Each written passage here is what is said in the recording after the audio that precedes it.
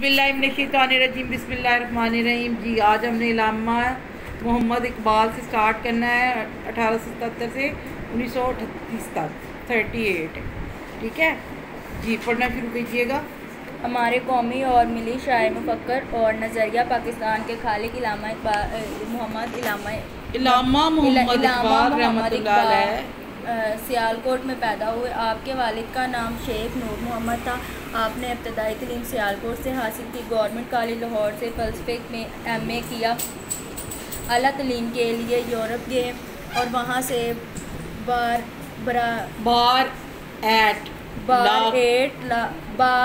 Eight ला और doctorate की डिग्रियाँ हासिल की। वतन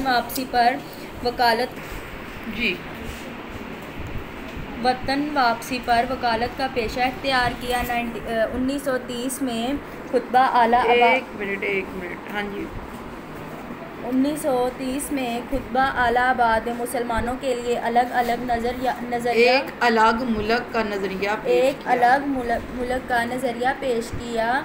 1938 में 1938 में इंतकाल किया और लाहौर में 1938 में इंतकाल किया और लाहौर में शाही मस्जिद के करीब दफन हुए। इल्लामा इकबाल ने उर्दू फ़ारसी दोनों ज़ुबानों में पुरअसर और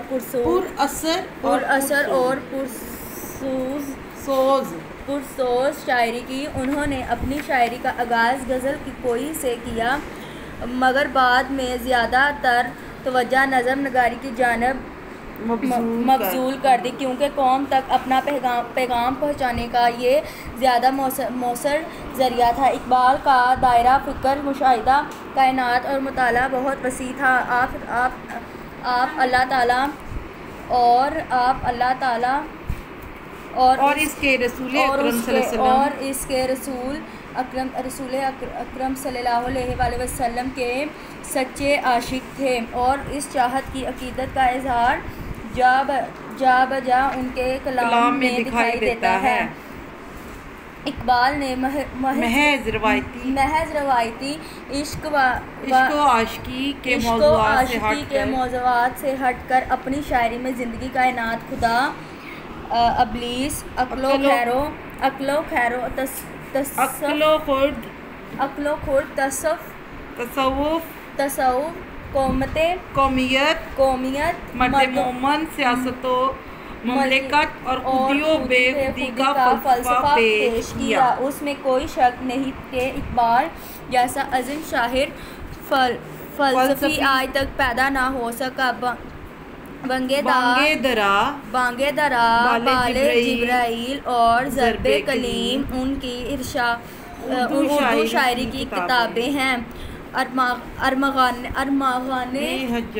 अरमगाने हजाज में कुछ उर्दू नज़में शामिल हैं, जबकि उसका गालिब हिस्सा फ़ारसी में है। फ़ारसी के दीगर शायरी मजमूओं में प्यामे मशरिक़, जवेदनामा, ज़बूरे अजम, रमूज़े बेखुदी और इसरारे खुदी शामिल हैं। जी अब इनकी नज़म है।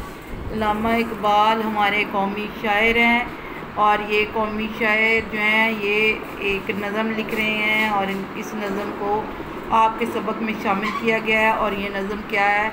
ये नज़म है पैवस्ता रह शजर से उम्मीद बहार रख। ठीक है, इसमें मकासद तदरीस देखें इत्तेहाद और यकजहती की अहमियत उजागर करना है। तलबा को फ़र्द और कौम के बाहमी ताल्लुक़ और फ़िक्री इर्तबात से मुतारिफ़ कराना है। कौमी यकजहती की तरबीज के ज़मन में इल्लामा इकबाल रहमतुल्लाह की खिदमत से रोशनास कराना है। जी डाली गई जो फजले ख़िज़ा में शजर से टूट मुमकिन नहीं हरी हो सहाबे बहार से। हाँ जी, ये एक मिनट की मैं साथ साथ तशरीह करती जाऊँ। इल्लामा इकबाल ने बहुत खूबसूरत बात की है। देखें, डाली गई जो फसलें ख़िज़ा में शजर से टूट, यानी दरख्त से ख़िज़ा के मौसम में जब कोई डाली जो है वो टूट जाती है, मुमकिन नहीं, ये ज़रूरी नहीं हरी हो सहाब बहार से, यानी कि वो बहार में फिर से हरी हो जाए, ये ज़रूरी नहीं है। है लाजवाल अहद ख़िज़ा, उसके वास्ते कुछ वास्ते नहीं हैं उसे बरगो बार से। जी, है लाजवाल अहद ख़ज़ा उसके वास्ते, यानी कि उसके लिए लाजवाल है अहद ख़ज़ा, क्योंकि अहद ख़ज़ा में वो थी और उसको उस वक़्त वो उसकी ज़िंदगी थी और वो ज़िंदा थी। कुछ वास्ता नहीं उसे बरगो बार से, यानी उसको क्या लगे बहार से, वो तो उस बहार में खिली नहीं, उस बहार में तो उसको ज़िंदगी नहीं मिली, तो उसको क्या लगे उस बहार से। है तेरे गुलिस्तान में भी फजले फ़िज़ा का दौर, खाली है जेब गुल ज़रे कामिल अयार से। जी, यहाँ पे जो है ना अल्लामा इकबाल बहुत गहरी बात कर रहे हैं कि है तेरे गुलिस्तान में भी फसले ख़ज़ा का दौर, यानी कि अब जो है ना इस वक्त तुम्हारे मुल्क में ख़ज़ा चल रही है, जो तुम्हारे मुल्क में हालात हैं इस दौर में ख़ज़ा चल रही है। खाली है जेब गुल, यानी कि जो फूल है वो नहीं है ज़रे कामिल अयार से। तो कैसे मतलब अपने आप को ये जो हैं यार लोग, जो ये इस तरह के लोग हैं, इनसे महफूज रह सकते हो? नहीं रह सकते। जो नगमे जन थे खिलवत और आँख में तयूर, रुखसत हुए तेरे शजर सायादार से, यानी कि जो नगमा जन थे, जो गाने मतलब तेरी वतन में खुशी से गीत गाते थे, खलवत और आँख में तयूर, यानी कि वो हर वक्त जो है ना और आँख वर्क की जमा है, और ये सफ़ात को कहा जाता है, खलवत लिबास को कहा जाता है। तो यानी कि हर वक्त जो तेरे लिए नगमे लिखने वाले लोग थे सब जो है वो रुखसत हो गए हैं तेरे शजरे सायादार से, यानी कि इस वक्त तेरे लिए कोई भी ऐसा नहीं है जो तेरी भलाई चाहने वाला हो। जो नगमा जन थे नहीं, शाखे बुरीदा से सबक अंदोज हो। अच्छा, कि तू ना आशना है कायदा रोज़गार से। शाखे बुरीदा से सबक अंदोज हो, यानी कि जो ये शाखें चली गई हैं, जो लोग चले गए हैं, उनसे जो है ना सबक अंदोज हो, उनसे सबक हासिल करो। और ये जो ना आशना है कायदा रोज़गार से, जो इस वक्त तुम अपनी उस चीज़ों से भाग रहे हो, उनसे रोशनास हो, उनको जानो, उनके बारे में अपने आप को उनसे रोशनास कराओ।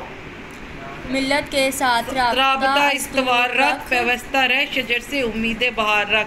मिल्लत के साथ राबता इस्तवार रख, यानी कि जो तेरी मिल्लत है, तेरी कौम है, उसके साथ एक ताल्लुक़ रख। बेशक जो है तेरी उम्मीद टूटी हुई है, तू व्यवस्था रह शजर से उम्मीदें बाहर रख। व्यवस्था रह शजर से, यानी कि तू अपनी उम्मीद को ख़त्म ना कर, अपनी होप को ज़िंदा रख अपने अंदर, और ये उम्मीद रख के बाहर आएगी ही आएगी। देखिए जी, आगे इसकी एक्सरसाइज है और इसमें सवाल जवाब है।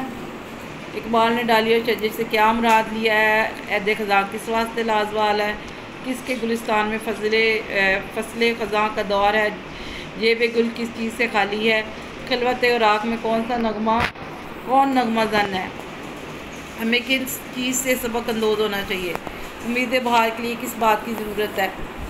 ये देखें जी, इस शेर की भी आपने नसर में इसको बयान करना है, और ये आगे कालम है, इसी तरह से ये आपने सारा कुछ करना है।